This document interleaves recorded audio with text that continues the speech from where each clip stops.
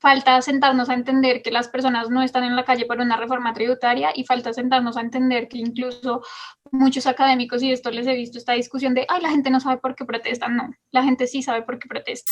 El ciudadano que quiere causar el daño provoca al muchacho del ESMAD y el muchacho del ESMAD impacta psicológicamente en una provocación hacia esas personas que quizás no quieren hacer ningún daño.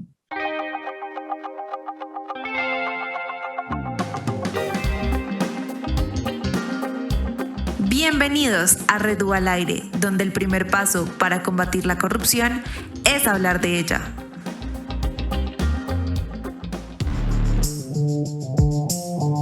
Red U al Aire es el podcast de la Red UA, una organización de jóvenes que busca combatir la corrupción en Colombia. Si quieres apoyar esta iniciativa, puedes darnos tu aporte voluntario a nuestra cuenta de Vivienda disponible en la descripción de los episodios. Con este buscaremos contribuir a la sostenibilidad de la organización y a seguir aportándole a nuestro país. Hola, bienvenidos a un nuevo episodio de Red U al Aire.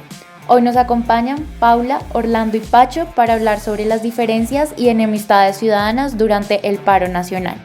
Hola a todos quienes nos escuchan, Lau y nuestros dos grandes invitados el día de hoy. Bueno, y vamos a tocar un tema que pues obviamente con todo lo que ha venido pasando en el país nos compete a todos como colombianos. Y nada, para arrancar voy a presentarles a nuestro primer invitado, que es Orlando Chaustre. Orlando es oficial del Ejército Nacional en retiro en el grado de coronel. Es administrador de empresas y especialista en seguridad y defensa nacional y profesional en ciencias militares, profesor militar y acreditado como consultor en seguridad privada. Y además es miembro durante 5 años del Consejo Directivo de la ONACA. Entonces, Orlando, muy buenas noches. Muchas gracias por aceptar la invitación y pues nada, bienvenido. Bueno, muchas gracias y complacido de estar acompañándolos en esta noche. Bueno, bienvenido Orlando, y también hoy tenemos a Paula Henao como nuestra invitada. Actualmente es politóloga de la Universidad de los Andes con opción de periodismo, magíster en ciencia política. Su trabajo ha sido principalmente en temas de Big Data, gobierno digital, cambio climático, género, desigualdad y construcción de paz. También ha trabajado para la Universidad de los Andes como asistente graduada de investigación, para CESOR como asistente de investigación y para Corporación Manos Visibles como apoyo técnico. Bienvenida Paula, bienvenida Orlando. Y pues nada, lo primero es que a la luz de lo que ha pasado en estas manifestaciones de estos días y pues que viene repitiéndose un poco desde el 2019, pues en especial, ¿creen que es necesario una reforma al fuero penal militar, tomando en cuenta pues las distintas acciones que se han venido dando? Orlando, ¿qué opina al respecto? Mira, yo considero lo siguiente: si eso ha de mejorar la situación del país, si eso ha de ayudar a que construyamos una mejor nación, a que volvamos a ser amigos todos de todos, compañeros todos de todos, que nos ayudemos unos con otros, perfecto, estoy absolutamente de acuerdo. Que si eso aportan, que sea un granito de arena, algo ínfimo, pero insisto, ayuda a que haya la tranquilidad, que se sientan tranquilos los soldados, los policías, en cumplir su sagrado deber sin violar la ley, sin hacer daño, sin extralimitarse en sus funciones, sino acatando lo que la Constitución les permite hacer. Creo que estoy totalmente de acuerdo. Paula, cuéntanos, ¿tú qué piensas? Bueno, yo creo que es súper necesaria. Entre esas, yo me voy a enfocar un poco más en contarles como cuál es la propuesta de reforma del fuero penal militar que se propone en este momento en el marco del paro nacional, y tiene mucho que ver con la desmilitarización de la policía. Y esto tiene que ver con que históricamente en Colombia la policía ha tenido unas funciones un poco militares. Un ejemplo de eso, por ejemplo, es la existencia del Comando Jungla, así como los militares han tenido unas funciones bastante policiales. Entonces el resultado que tenemos es que en Colombia tenemos una policía muy militarizada y un ejército muy policía, pues. Entonces, en este orden de ideas, una de las cosas que se propone es esta, la desmilitarización de la policía, que eso implica que deben salir del fuero penal militar. Esto le permitiría ejercer más como lo que es según Constitución del 91, y es como pues una entidad que finalmente es civil y que debe tener controles civiles. Dentro de eso, por ejemplo, una de las propuestas es sacarla del Ministerio de Defensa y que entre, por ejemplo, al Ministerio del Interior o entre al Ministerio de Justicia y tenga unos controles civiles más efectivos. Yo tuve la oportunidad alguna vez de hacer entrevistas, tanto en el ejército como en la policía, para unos temas en la universidad, y recuerdo mucho que una de las cosas que nos manifestaban personas dentro de la Policía Nacional era que ellos, como institución civil, se sienten huérfanos frente a la sociedad civil, es decir, ellos no tienen ningún control de la sociedad civil, no hay formas efectivas de hacer, no hay como canales efectivos de comunicación entre la sociedad civil y la Policía Nacional, porque de nuevo están muy militarizados. Entonces yo creo que esto es clave dentro de la discusión, y es como si queremos evitar estas situaciones de abuso policial y violaciones de derechos humanos, es clave que se dé esta discusión, y creo que es súper importante que tengamos, por ejemplo, como referencia que en los países, por ejemplo, América Latina, donde la policía tiene una relación tan estrecha con la milicia, es donde más hay denuncias de abuso policial y de violaciones a derechos humanos. Ejemplos de eso, Venezuela, Brasil, que tienen unos índices mucho más altos que el de Colombia en abuso policial y en violación de derechos humanos, pero tienen a su vez tienen esta misma particularidad de tener una policía muy militarizada, y en contravía con otros países que han transitado durante los últimos 20, 30, incluso 50 años hacia policías un poco más civiles.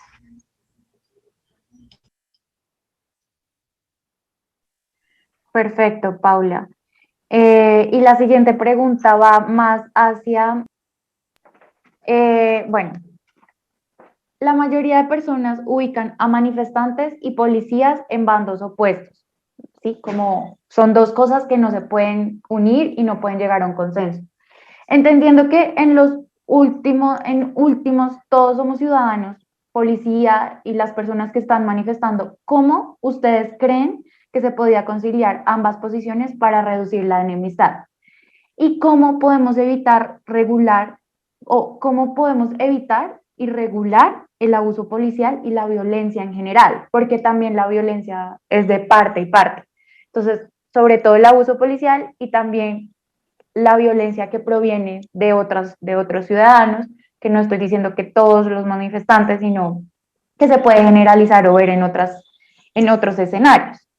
Entonces, Paula Orlando, que ya Paula terminó, nos comparte su punto. Bueno, mira, yo en ese aspecto tengo la siguiente apreciación. Yo distingo tres tipos de manifestantes. Aquel que, ejerciendo su derecho constitucional, sale a la calle a hacer una propuesta absolutamente pacífica, bien conducida, bien manejada, es al cual lo acompaña la policía. Lo digo con conocimiento de causa porque he participado en muchas, y podríamos decir en ambos sectores, tanto como uniformado como civil, y en todas ellas pues ha sido un trabajo, llamémoslo conjunto, ha sido acompañamiento, ha sido de seguridad. En ningún momento los manifestantes han causado estragos, han causado daños, han hecho cosas indebidas, sino por el contrario, han manifestado su inconformismo hacia algo. El segundo escenario lo tipifico en los que bloquean las vías. Sabemos que es un delito y sin embargo lo hacen. Tenemos los casos que se han originado o que se han presentado más bien a lo largo del país. Y para resumir, el tercero son los violentos, que se suman a los manifestantes. Entonces es allí donde se parte esa delgada línea entre una persona que está manifestando su inconformismo y está siendo acompañada por la policía, por aquellos que atacan a la fuerza pública. Hemos recibido todo tipo de informaciones y la verdad a veces es sesgada, y uno sabe que ha habido errores, ha habido fallas, ha habido excesos, pero también tenemos que entender a ese policía que en un momento determinado se está defendiendo. Yo tengo pues casos en cantidad, uno de ellos que me marcó y explico por qué, fue al policía que en la Universidad Nacional estallaron una papabomba y lo mataron de insofacto. Entonces, ese policía no puede ejercer su derecho a defensa propia porque fue atacado en forma salvaje por un término y lo eliminaron, le costó la vida. Vimos el caso, o hemos visto más bien casos de muchos miembros de la fuerza pública que son, han querido eliminarlos, que ha habido, reitero, exceso por parte de ellos, sí, hay que reconocer, pero yo pienso que ha faltado también una comunicación desde la dirección en que le hagamos entender al ciudadano que el policía lo único que está haciendo es defendiendo el bien común, ayudando a la sociedad, brindándole protección, que desgraciadamente tiene que utilizar la fuerza cuando esos terroristas, llamémoslos energúmenos, violentos, están haciendo daño a ese bien común, a esa sociedad. Y lo vemos todos los días, desgraciadamente que es así. Y el otro escenario es el que se presenta en el bloqueo de las vías. Es que tenemos el derecho a la movilidad, tenemos el derecho al abastecimiento y sabemos que es un delito. Entonces es allí donde la fuerza pública tiene que intervenir para reprimir y controlar a esas personas violentas. Pero yo no conozco, sinceramente, un caso donde haya habido una manifestación tranquila, respetando a los demás, pero también manifestando su inconformismo, donde la fuerza pública, la verdad, los haya atacado. Ahora bien, desgraciadamente, quienes programan o planean o diseñan estas protestas, no le enseñan a las personas a que, oigan, en el momento en que venga un manifestante a hacer actos ilícitos, a hacer actos de terrorismo, rechácenlo, sáquenlo.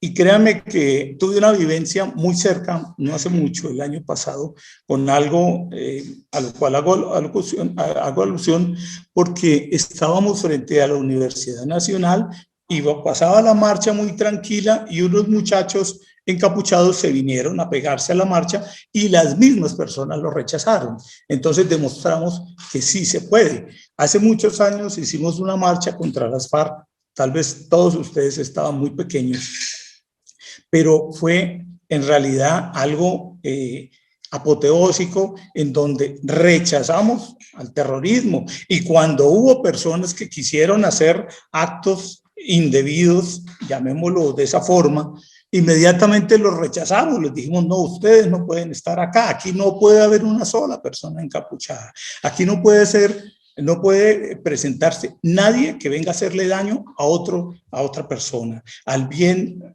particular, al bien común. Entonces, yo pienso que también los promotores de esas marchas deben enseñar eso y quienes vamos o quienes van en esas marchas deben ponerlo en práctica para que no se confunda.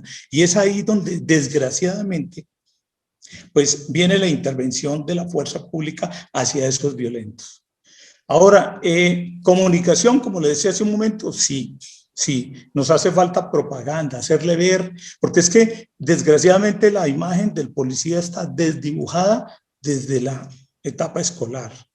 Hemos visto con tristeza cómo en unos centros educativos les están enseñando a los muchachos que el policía es un enemigo, que el soldado es un enemigo, y resulta que eso no es correcto. Entonces, cuando esos muchachos van creciendo y llegan a la edad madura, se han formado con la idea de que esos policías no están para defenderlos, esos soldados no están para ayudarlos, y con lo que son los enemigos de la sociedad. Entonces, obviamente, cuando hacen su aparición en un escenario como estos, hay un absoluto rechazo. Pero pienso que nos hace falta una política de que nos sentemos a dialogar, que nos unamos, como lo vimos o como lo hemos visto y como ojalá lo sigamos viendo en algunos sectores, en algunas barriadas, donde, hombre, la comunidad se sienta con su policía y el policía llega a esa comunidad y participa de los programas y coge a esos muchachos que están un poquito descarriados y les dice, hombre, vengan, hagamos un trabajo social, unámonos todos trabajemos por la comunidad y créame que eso es algo absolutamente positivo y algo muy bueno, pero nos hace falta, reitero y reconozco, esa comunicación, en hacerle ver de que no somos enemigos unos de otros. El enemigo, por así decirlo, y es una palabra muy peligrosa, está en otra parte. Yo quisiera, antes de dar paso también a que Paula nos cuente como su opinión alrededor del tema, y es en relación a la comunicación. Personalmente yo siento que lo que en ocasiones ha faltado de parte y parte, digamos ya en el momento pues de, sí, digamos la adrenalina, posiblemente ha podido ser, sí, esa comunicación, pero también esa compasión y empatía, un poco el qué está sintiendo la otra persona que está de ese otro lado, pues para justamente evitar llegar a una reacción más fuerte.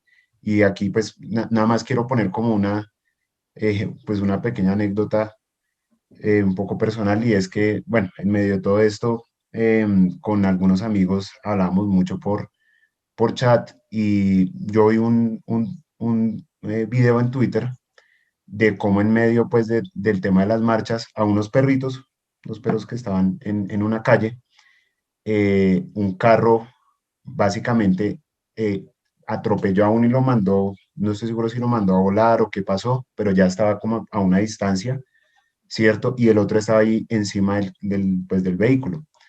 Y pues en el video se ve como uno de los conductores se baja y lo que hace es coger al perro y pues lo bota de una manera muy fuerte. Es una imagen muy fuerte que personalmente, y esto lo digo como reflexión personal, en ocasiones digamos, mi reacción o como interna lo que sentí, a veces era más fuerte por los perritos, por el animal, que lo que muchas veces uno ve por un ser humano, de lado y lado, que me hizo reflexionar un poco sobre eso, que nos falta de pronto entender y ponernos más en el zapato de otro ser humano, que muchas veces ni siquiera pues lo podemos valorar. Pues dicha pues como esa reflexión y, pues intentando hacer como sí, como esa reflexión en torno a lo que yo he podido ver o lo que siento que es lo que falta es eso, ¿no? Como entender qué puede sentir la otra persona. Paula, quisiera pues escuchar tu opinión. Y bueno, yo tengo como varios aportes respecto a la intervención y respecto a la pregunta. Entonces, empezaría por decir que evidentemente hay una necesidad de reconciliación, no solamente al interior de la sociedad civil, sino en general de la fuerza pública con, pues, en general la sociedad civil, sino que yo creo que acá no hay que desconocer, y es muy complejo hablar en un contexto de tanta violencia, porque estamos en el punto en donde estamos diciendo, y la verdad es que a mí me consta no solo de primera mano, sino creo que hemos tenido suficiente evidencia ahorita en redes sociales y demás. Definitivamente hay muchas veces que a marchas pacíficas las han atacado personas de la fuerza pública que a veces están sin identificar, personas que están vestidas de civil, y estos son procesos que ahorita están en investigación y que muchas ONGs y que muchas organizaciones de derechos humanos se han puesto a recolectar, porque desafortunadamente estamos en una situación donde hay un silencio de parte de las entidades del Estado que es abrumante. O sea, yo no sé, pero no solamente es el hecho como de todo lo que se ha denunciado de censura y demás, sino es como realmente hay un silencio respecto a las cifras. Ahorita, ¿quién está recolectando, por ejemplo, cifras de abuso de personas asesinadas o muertas en medio de las marchas? Pues básicamente son organizaciones de la sociedad civil. Eso por un lado. Entonces yo creo que no hay que desconocer esto porque es muy importante para la reconciliación, la verdad. Yo creo que ese es el primer paso. Si no hay verdad, va a ser muy difícil poder reconciliarnos y poder tener un diálogo, y obviamente eso en el marco de detener la violencia primero que todo. Entonces, eso por un lado.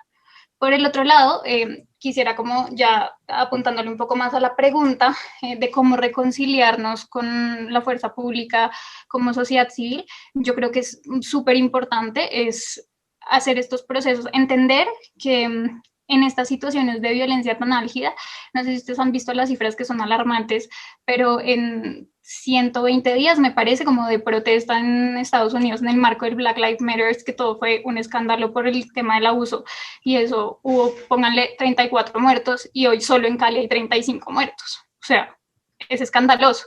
Entonces yo creo que justamente tenemos que apuntarle a esos procesos de verdad, a un proceso de desmilitarización de la policía, como lo venía mencionando, y de ahí cómo evitar los excesos y los abusos. Pues yo creo que es clave lo que veníamos hablando de hay que sacarlos del fuero penal militar, hay que convertirlos en una, pues ya formalmente, porque ellos lo son constitucionalmente, pero formalmente y ya de facto convertirlos en una pues en una entidad de la sociedad civil. Hay que acompañar estos procesos por parte de la sociedad civil, hay que tener unos controles más transparentes. Entonces yo creo que todo eso es clave en esta discusión. Sobre todo teniendo en cuenta que mucha gente, yo entiendo que ha habido violencia de ambos bandos, pero creo que acá es clave el término proporcionalidad. Es decir, yo no creo que sea justo ni adecuado decir que es válido darle un tiro a una persona por lanzar una piedra, o sea, o por romper un vidrio. Es decir, estamos de acuerdo con que romper el vidrio no es la vía, estamos de acuerdo con que sí está tipificado que los bloqueos son un delito y demás, pero de verdad la proporcionalidad es en medio de una pandemia por infección respiratoria, lanzarle gas lacrimógeno a los manifestantes, donde les va a tocar compartir agua, donde les va a tocar pasarse todos la pañoleta para limpiarse la cara, donde hemos visto que hay, por ejemplo, gente donde el gas lacrimógeno le entró a la casa y se murió una niña menor de edad de 9 años, se murió una señora de un adulto mayor, se han muerto animales dentro de sus casas, gente que ni siquiera se está manifestando. Y yo he visto, no solamente por experiencia personal, sino en las organizaciones en las que trabajo y ahorita en la que estoy trabajando, trabajamos mucho con este asunto de los derechos humanos y de protestas y esto, y hemos hecho un seguimiento de acompañar a nuestros líderes para saber cómo han sido sus manifestaciones. Y muchos nos han manifestado como, oigan, tengo 8 compañeros heridos por arma de fuego, y la verdad es que nosotros, porque los conocemos y tenemos trayectoria con ellos, nosotros nos estamos manifestando pacíficamente. También he tenido la oportunidad de ver cómo los manifestantes rechazan muchas veces los actos de violencia al interior, pero también quisiera poner acá sobre la discusión, porque ahorita pues mencionaron sobre todo el tema de encapucharse y demás. Hay organizaciones como de Justicia Hoy que reconocen que ese es un derecho a protestar, es decir, a protestar encapuchado. No es lo ideal, pero la mayoría de esas personas lo hacen porque es que en Colombia no hay garantías. Y no estoy hablando necesariamente de la fuerza pública, que sí, desafortunadamente es una realidad, sino es acá en este país hay grupos armados y protestar le cuesta la vida a la gente. Somos el país donde hay un mayor índice de asesinatos a personas sindicalizadas, tanto que hace unos años éramos uno de los países más sindicalizados y no tenemos un porcentaje de sindicalización, pero ni medianamente cercano. Entonces yo creo que todas esas son preocupaciones, y es mientras no le aseguremos a las personas que pueden protestar sin ser estigmatizadas, sin ser asesinadas, sin ser violentadas, etcétera, etcétera, es muy difícil decirle a la gente que lo haga sin ponerse una capucha. Yo personalmente nunca lo he hecho, pero entiendo por qué hay gente que lo hace, y no todos lo que lo hace, no todas las personas que se encapuchan lo hacen para cometer ningún acto de violencia, sino muchas veces por protección. Ahora hemos visto, por ejemplo, que por el tema del gas lacrimógeno y demás, de nuevo, esto tiene todo que ver con que si nos queremos reconciliar tenemos que hablar con la verdad, y así como deben ser procesadas las personas que cometen delitos en el marco de las protestas, la fuerza pública también. Bueno, de acuerdo, o sea, como que todo debe seguir su debido proceso, sea cual sea como la posición.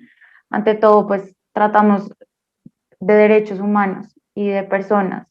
Entonces, estoy de acuerdo en que en ambas partes debe perdurar o sea, debe el centro ser la verdad y la proporcionalidad, y sobre todo el acercamiento y la comunicación entre ambas esferas. ¿Por qué? Porque precisamente cuando no hay comunicación, cuando no hay claridad, se puede prestar para muchas confusiones, para muchos errores.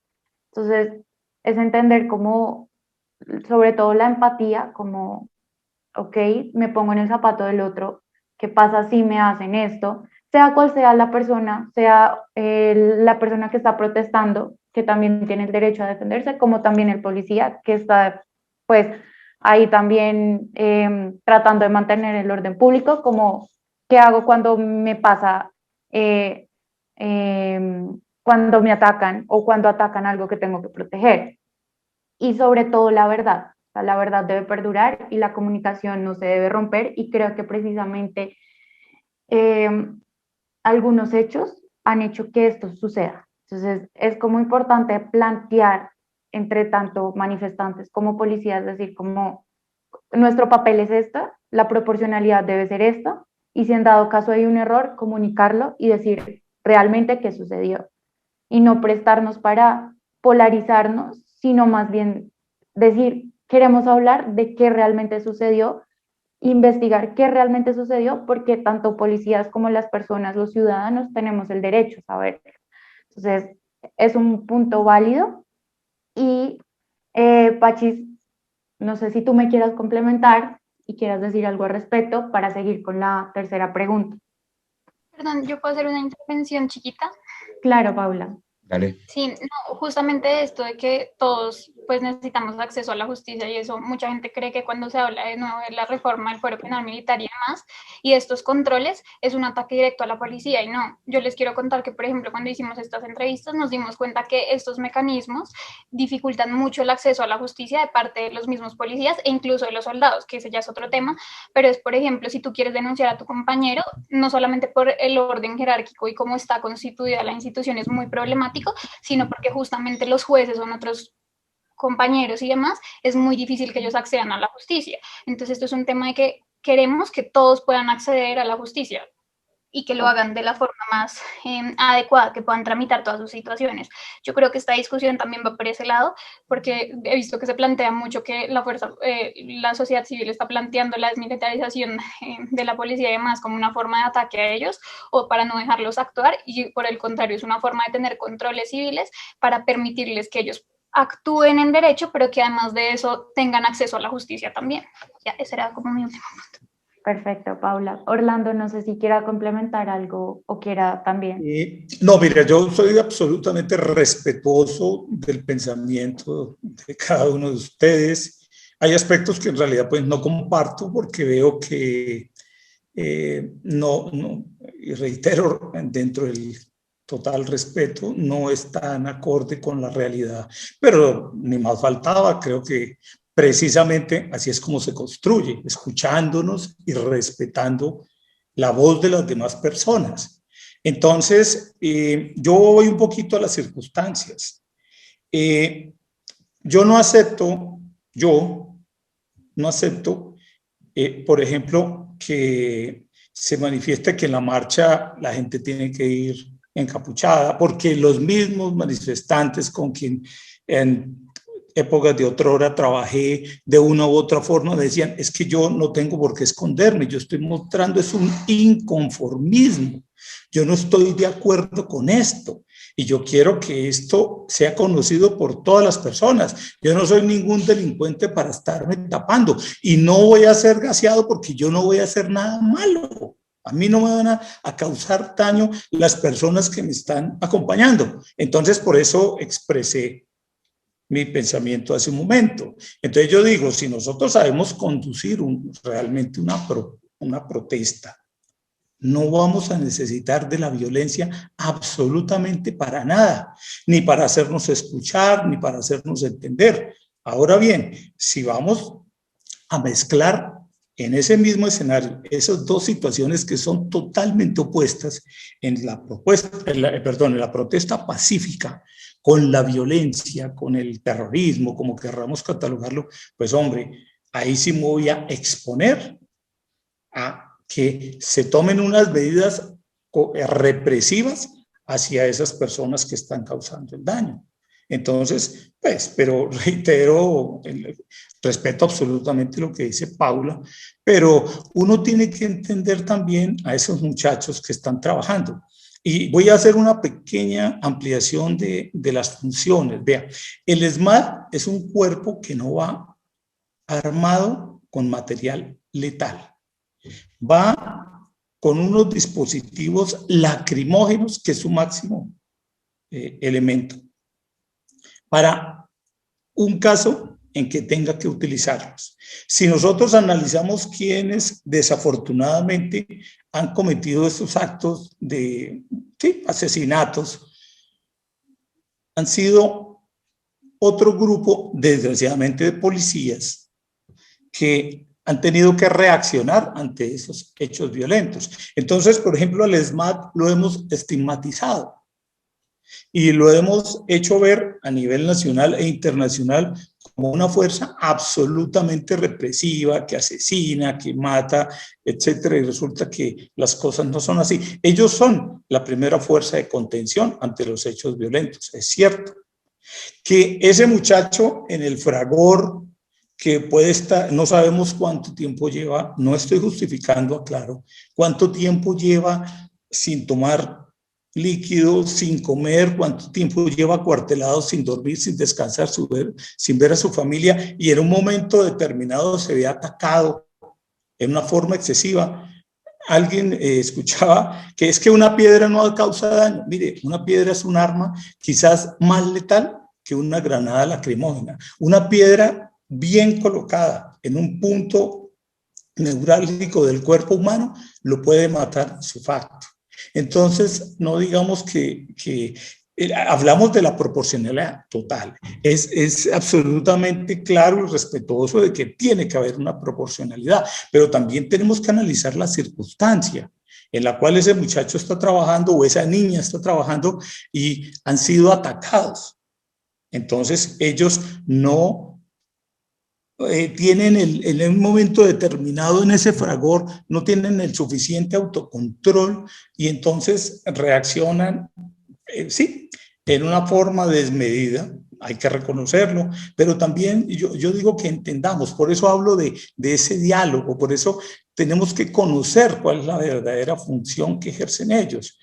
Y reitero, yo puedo acompañar una marcha, yo puedo estar con una marcha, puedo bailar con ellos, puedo jugar al fútbol, y no necesito ser violento para manifestar mi inconformismo con algo.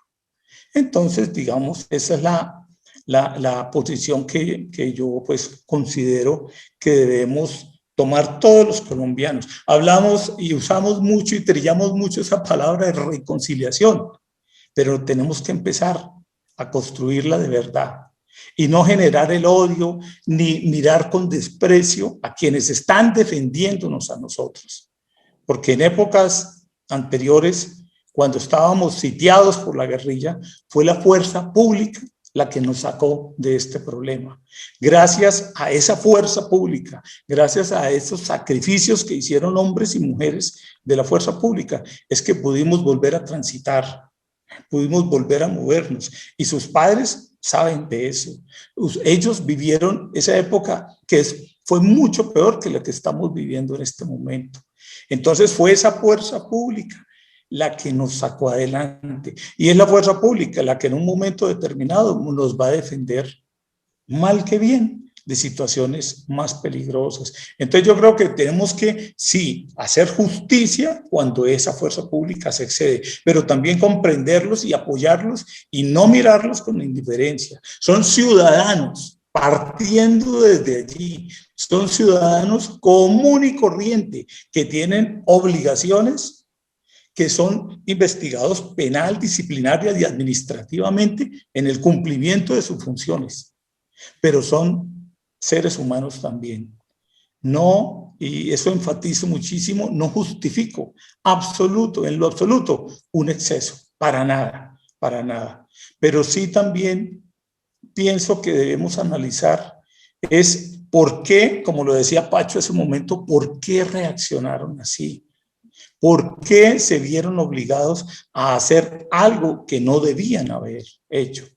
Y yo creo que esto tiene mucha trascendencia cuando realmente conocemos las circunstancias, cuando ese muchacho, cuando esa niña se sienta que está golpeada o herida y que disparó su arma de fuego, que disparó el arma de fuego. Oiga, ¿usted por qué lo hizo? Y ella comienza a contarnos la historia de principio a fin, dentro de la absoluta verdad, dentro de la absoluta realidad, y uno comienza a entender, no a justificar de ninguna manera, pero sí a entender el por qué hubo esa reacción tan violenta. Entonces, tenemos que entrar a entender esos aspectos. Sí, hay que hacer justicia. Hablamos de desaparecidos, hablamos de asesinados, no todo ha sido de la fuerza pública, hablamos de cantidades, desgraciadamente es la cruda realidad. ¿Pero por qué? Porque permitimos que en esas marchas se adentraran los violentos. Y yo tengo una crítica hacia el gobierno central, porque si el presidente, y valga la pena expresarla dentro también del debido respeto, pero si el presidente, sería muy ingenuo, la verdad, muy ingenuo.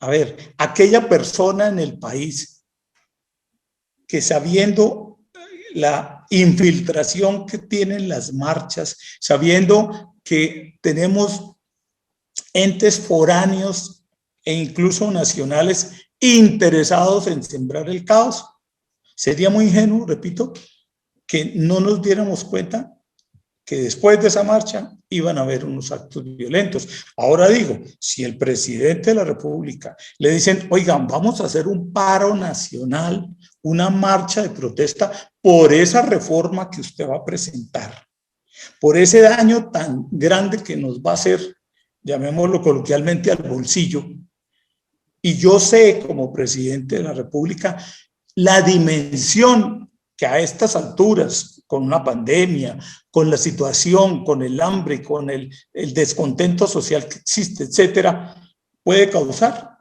Hombre, yo no dejo que lleguemos a los extremos que hemos llegado. No debió.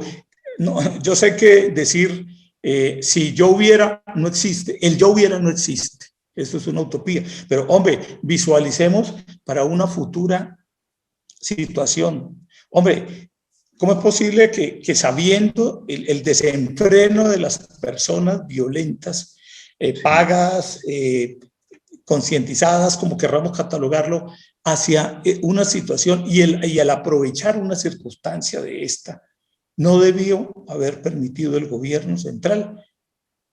Debió haber parado en forma insofacta la reforma y decirle, si usted me va a protestar por la reforma, vamos a reevaluarla, vamos a analizarla, vamos a evitar la confrontación, porque sé que esto va a generar una confrontación de gran magnitud. Y sin embargo, así no sucedió. Entonces, yo pienso que sobre eso debemos recapacitar y saber que desgraciadamente la violencia la encontramos en todos los sectores, en todos. No es justificada, pero desafortunadamente es así. Entonces, si me lo permite, Orlando. Prever. Yo hablo a nuestro nivel, pero eso irradia en todas las dimensiones. Listo. No sé si Paula quiera decir algo, que tiene la mano levantada. Sí, no, perdón, Lau y Orlando y Paula, si me lo permiten, un segundito, que se me escapa la idea, pero digamos un poco lo que decía Orlando y antes de pasar a nuestra siguiente pregunta y a lo que querías decir, Paula, de verdad, perdóname que te interrumpí, pero siento que una conclusión importantísima a la que siento yo personalmente que llegué es que hay dos temas, la verdad y la estigmatización de parte y parte.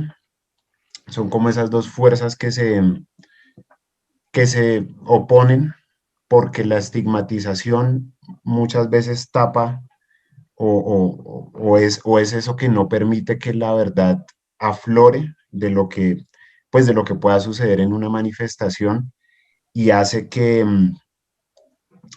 pues se justifiquen los actos de ciertas personas que no saben, por el lado quizás de la policía y la fuerza pública, medir cuál es la proporcionalidad con la que hacen, pues con la que se reprime algún grupo de personas que están siendo particularmente violentas, y asimismo personas que no saben o pues que no dimensionan que el hecho de expresarse con violencia lo que hace es pues dañar un poco lo que quisieran manifestar. Entonces, en últimas, y como lo hemos venido hablando un poco, el elemento fundamental que yo creo que pues sale aquí para que la verdad sea la que triunfe y no la estigmatización es la comunicación. Es decir, mm, lo más importante es que se entienda que si una manifestación,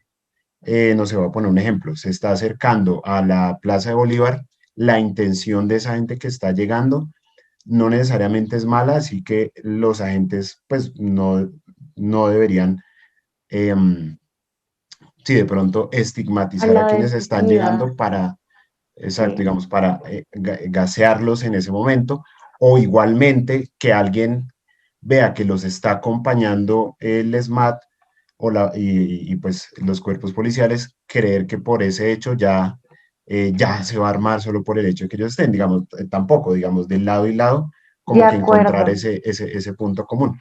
de Eh, acuerdo.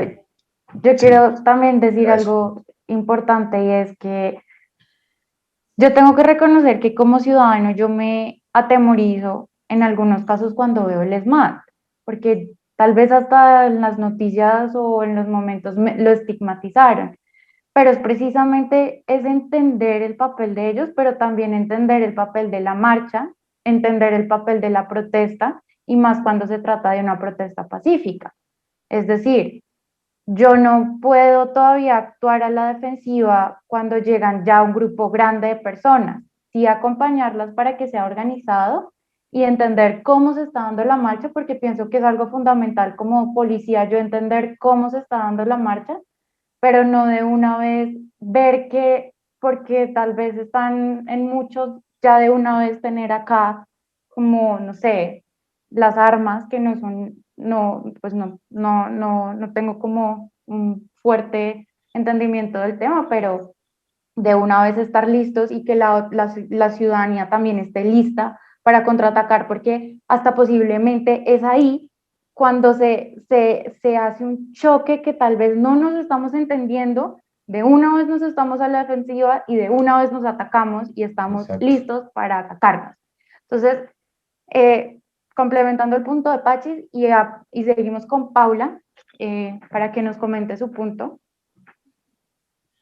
Y no, pues varias cosas que agregar ahí y digo, de acuerdo, o sea, como creo que nunca la intención ha sido, por lo menos, de las organizaciones de la movilización social, estigmatizar o deshumanizar a las personas de la fuerza pública. De hecho, todo lo contrario, no sé si se dieron cuenta que incluso yo con algunas organizaciones hemos gestado líneas de apoyo para evitar, para que ellos puedan más o menos acceder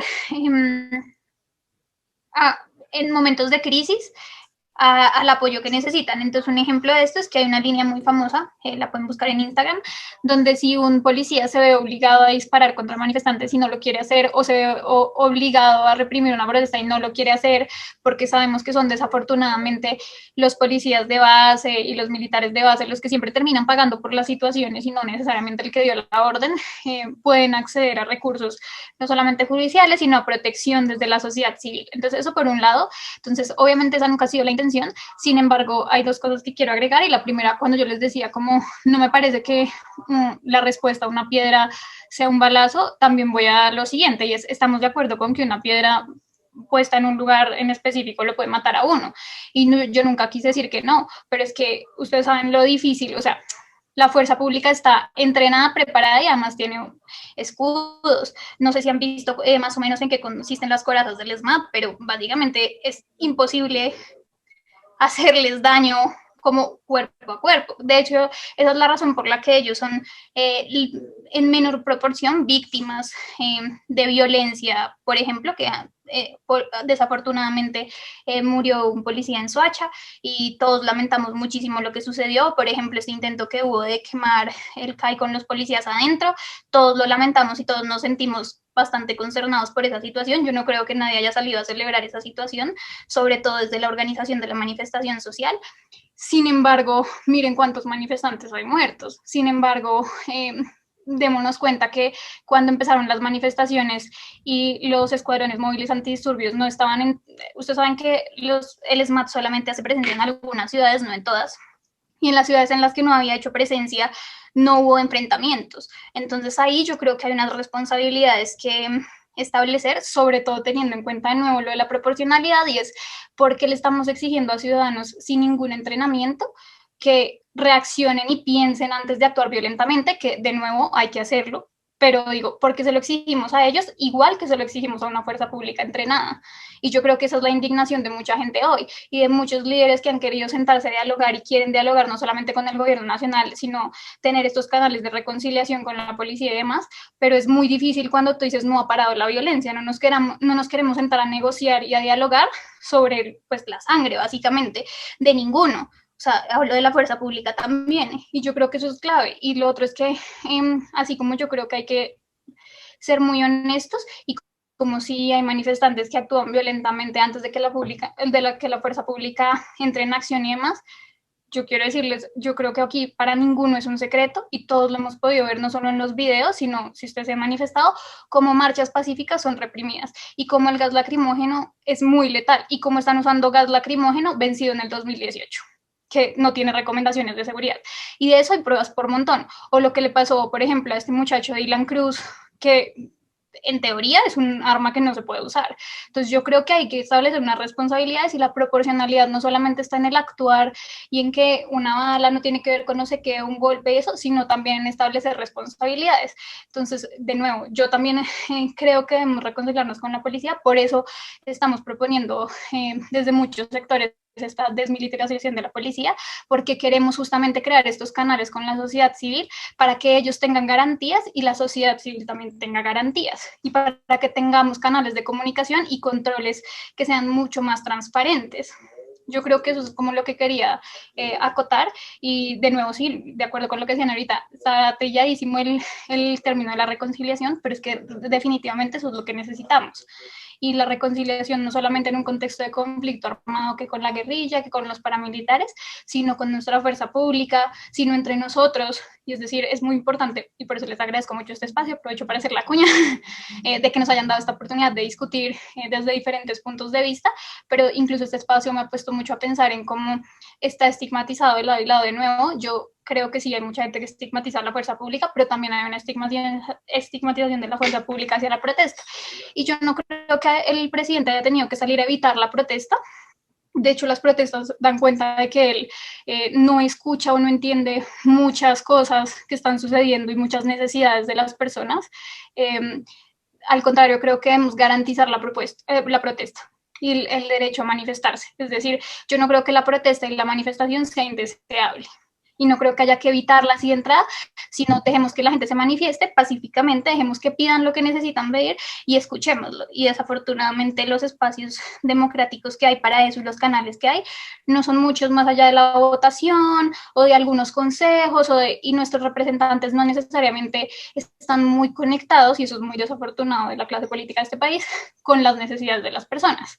Y eso implica que las personas los únicos canales que tienen es la movilización social. Okay. Bueno, Pachis.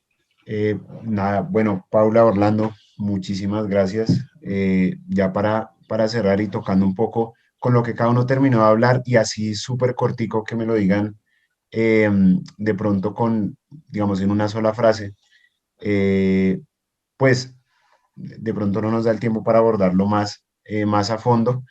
Teníamos pensado preguntarles, pues, si creen que la renuncia de Carrasquilla y la cadena tributaria fue un triunfo del paro, que nos digan si sí o si no, si sí creen que es así, y qué falta por alcanzar, porque algo que de pronto ya lo tocaba un poco Orlando, y es, oiga, el presidente, ¿por qué no ha hecho esto para atrás antes de, o lo que tú decías, Paula, también de,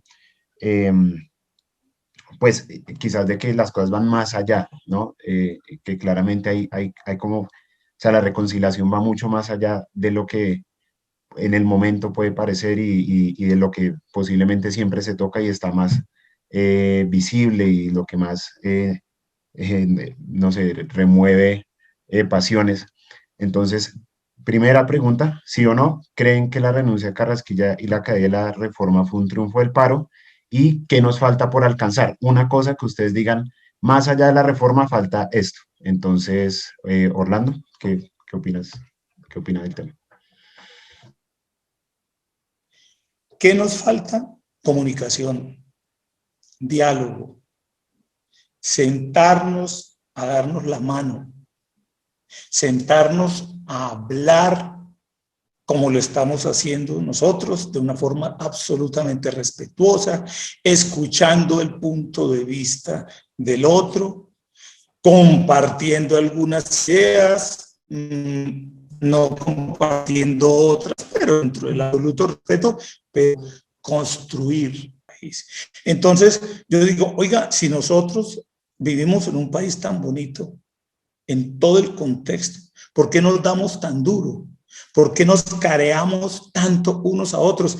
Y hago alusión, Pacho, a lo que tú decías hace un momento. Oiga, la provocación. El ciudadano que quiere causar el daño provoca al muchacho del ESMAD y el muchacho del ESMAD impacta psicológicamente en una provocación hacia esas personas que quizás no quieren hacer ningún daño. Entonces yo digo, oiga, tan bonito que fueron esas escenas que vimos también en que las personas le llevan un refrigerio a esos muchachos y a esas niñas que les están cuidando, o a esa niña que le abrieron la cabeza y que dos señoras de edad avanzada le ayudan y le hacen una curación, etcétera, etcétera. Hombre, allí vemos unos actos absolutamente humanos, pero basados en un diálogo, en una conversación, en una comunicación, y no creer siempre que tenemos la última palabra, no creer que nosotros siempre tenemos la razón. Quizás estamos en un escenario con un manto de ideas muy sanas, muy buenas, pero que no obedecen siempre a la absoluta verdad. De acuerdo. Ahora, Paula, compártenos tu punto de vista.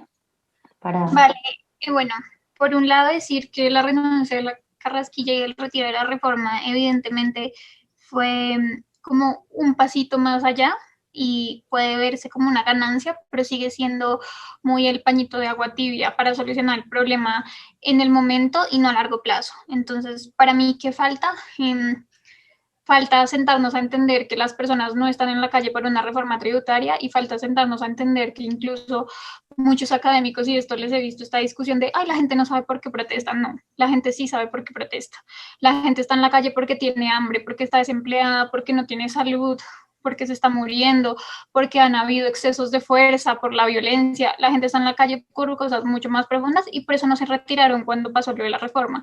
La gente tampoco está en la calle en unos liderazgos políticos, como mucha gente le ha aludido, que a Gustavo Petro, que no sé qué, miren, él puede decir lo que quiera, como ya lo dijo, la gente debió retirarse de las calles cuando se retiró la reforma, y nadie está aquí porque ningún líder político los haya sacado a la calle. La gente se ha organizado y ha decidido salir de sus casas, incomodarse, tener miedo, porque no sé si han visto las recomendaciones, son por favor no salgan después de las 7 de la noche a manifestarse. Han salido con todas esas condiciones adversas a manifestarse porque tienen unas situaciones difíciles. Y yo creo que mientras tengamos una clase política y un gobierno que no quiere escuchar la realidad de las personas, y no sé si se dieron cuenta, pero hoy hubo muchas personas que fueron invitadas a los diálogos con el gobierno que dijeron, es muy triste sentarse y darse cuenta que acá no hay diálogo, sino que es el relato del gobierno, es decir, hay un monólogo de parte del presidente Iván Duque y no nos ha escuchado y no le interesa escucharnos, que eso yo creo que lo que más le hace falta hoy al gobierno. Entonces, yo creo que es muy importante que entendamos que las protestas van mucho más allá de eso, que hay unos factores de racismo, violencia de género, pobreza, desigualdad, un conflicto de tierras que no se ha solucionado, que es por lo que la gente está en las calles. Entonces, también para que nos salgamos un poco de la burbuja y porque también para desenmarcar un poco la discusión sobre fuerza policial versus ciudadanos, para que nos demos cuenta que todos estamos como en la misma situación. Y es que veo muchas personas muy privilegiadas diciendo, la gente no sabe por qué marcha, porque salieron a marchar por una reforma que era muy beneficiosa para los deciles más bajos y que le caía más duro al decil 9 y 10, y era como, no, la gente sí sabe, y de hecho también es un deber del gobierno comunicar.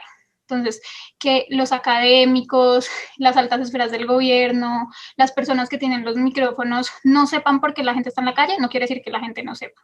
Los que no sabemos somos muchas veces las personas que tenemos tantos privilegios que nos hacemos obtusos y creemos que las políticas públicas y que la vida de las personas se define con unos conceptos muy técnicos y sin corazón, básicamente. Entonces también es la invitación a que empecemos a pensar sintiendo, es decir, a pensar y sentir, y no solamente a pensar por pensar, y a que creemos que sabemos qué es lo que está bien para los demás, sino a construir con las personas y a saber cuáles son sus necesidades y qué es lo que quieren. Bueno, de acuerdo. Para finalizar, queremos agradecerle a Orlando y a Paula por habernos compartido su punto de vista. Sabemos que es un momento delicado para el país y que es un momento en donde tenemos que tener toda la disposición de escuchar, de construir y de atender esas necesidades y tal vez esos vacíos que se han sembrado a lo largo del tiempo, que nos puede tomar, sí, tal vez más de 4 años, más de un periodo de gobierno, pero que lo importante es que como colombianos, y Pacho y las personas que están participando en este podcast me corregirán, nos escuchemos y que no sean las balas ni la violencia por ningún bando que lleguen a ser los protagonistas de esto, sino que sea el diálogo, la empatía, así sea que suene idealista y utópico, pero es necesario que realmente exista esa disposición y que de verdad atendamos y reconozcamos a las instituciones y a los ciudadanos y sus derechos y sus deberes. Agradezco infinitamente los espacios de diálogo y los espacios de escucha, es decir, dialogar no es solamente hablar y ya venir a hacer el monólogo, sino poder escuchar las experiencias de los demás. Y hoy tuve la oportunidad de aprender no solamente de ustedes como moderadores, sino por ejemplo de Orlando y de lo que muchas veces siente la fuerza pública, de que están estigmatizados y demás, así como espero que también hayan como escuchado algo de este lado y alguna de las cosas que haya dicho les hayan parecido interesantes. Entonces les agradezco mucho por este espacio y si de nuevo, no, pues la invitación es a parar la violencia, la invitación es a escucharnos y a entender las necesidades y a suplir esas deudas históricas que tenemos con las poblaciones que han sido históricamente vulneradas y violentadas.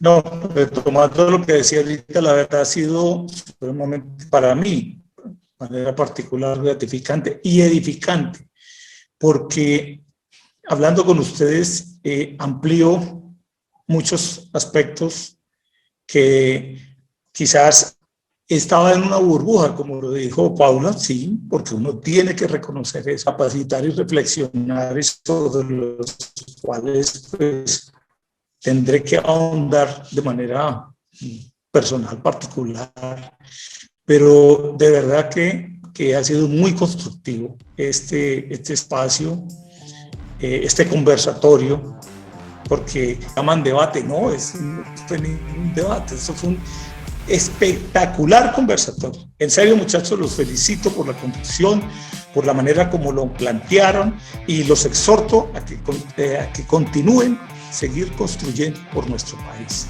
De verdad, muchas gracias.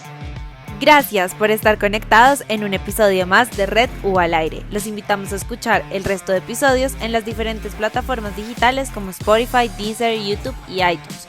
Y no se olviden seguirnos en nuestro Instagram y Twitter como Red_UA, en Facebook como La Red UA y visitar nuestra página web www.redua.org para conocer más de nosotros. Y recuerden que el primer paso para visibilizar la corrupción es hablar de ella.